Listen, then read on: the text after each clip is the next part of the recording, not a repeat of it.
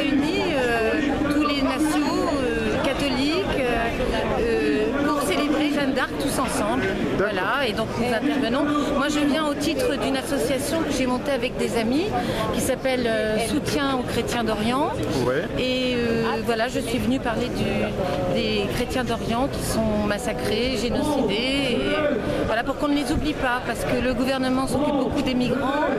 L'année dernière a tenu, en septembre dernier, énormément de discours promettant le secours et la protection de la France à l'égard et l'hébergement des chrétiens d'Orient. En réalité, il n'en est rien. Il y a seulement 300 chrétiens irakiens qui ont eu le droit de pouvoir être hébergés en France et dont 28% sont déjà rentrés chez eux, notamment les pères de famille, les jeunes hommes, afin de préparer le terrain, se débrouiller seuls pour récupérer leurs terres, leurs biens, reconstruire leurs églises. Voilà. Et donc la France n'aide pas du tout les chrétiens les chrétiens ne sont absolument pas prioritaires dans le cadre de l'hébergement des migrants victimes de la guerre. Et même dans les pays étrangers, tout à l'heure vous avez mentionné dans vos discours. Oui, j'ai mentionné qu'il y avait énormément de chrétiens persécutés de par le monde. Et qui n'ont pas été aidés par la France. Bien sûr. D'accord, ok. Voilà. Bon, très très bien. Je vous remercie beaucoup Marie Darbus. Je vous en prie.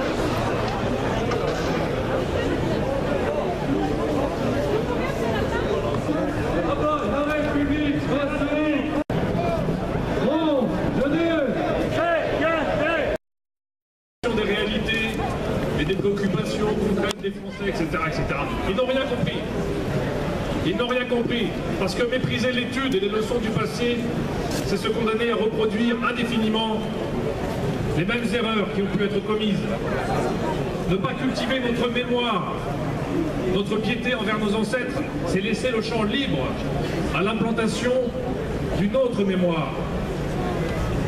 Une mémoire parfois étrangère, parfois artificielle, parfois récente. Ce que font les gros médias et les manuels d'histoire de l'éducation prétendument nationale. Et leur mémoire n'est pas la nôtre. Enfin, ne pas cultiver le recours à la bienveillance de nos pères et de nos héros qui nous attendent là-haut, c'est se priver d'une aide précieuse, alors que la guerre contre la France fait rage. Oui, la guerre contre la France, contre son âme, contre son peuple, elle se mène à tous les niveaux, moral, économique, spirituel, ethnique, culturel, sanitaire, mental. Et les gouvernants qui se succèdent depuis des décennies en sont malheureusement partie prenante.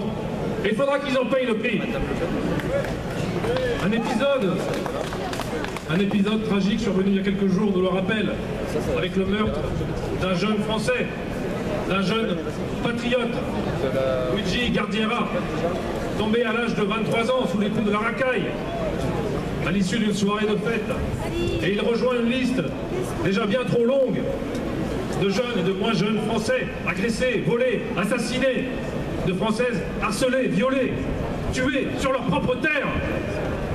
Ce jeune homme tué à Tarbes est tombé sous les coups des barbares qui pullulent désormais dans notre pays, mais aussi, osons le dire, est tombé victime des gouvernants qui sont directement responsables de cette situation et qui condamnent chaque année des centaines de milliers de Français à subir les violences, les sévices des hordes étrangères à notre nation, qu'ils doivent par-dessus le marché entretenir et financer. Tout cela, mesdames et messieurs, tout cela signifie que nous ne nous battons pas pour de belles théories abstraites, pour une idéologie fumeuse. Non, non, nous nous battons pour des motifs extrêmement concrets, extrêmement graves. Et pour cela, il faut remonter aux idées. Les idées mènent le monde. Et les idées qui règnent actuellement, notamment maçonniques, mènent le monde à la ruine et à la mort. Nous voulons rendre hommage à Jeanne d'Arc et invoquer son intercession, oui, mais soyons cohérents et n'oublions pas ce que voulait vraiment Jeanne d'Arc, au-delà d'une nécessaire lutte de libération du sol national, lutte ô combien plus nécessaire aujourd'hui. N'oublions pas la foi profonde qui l'animait.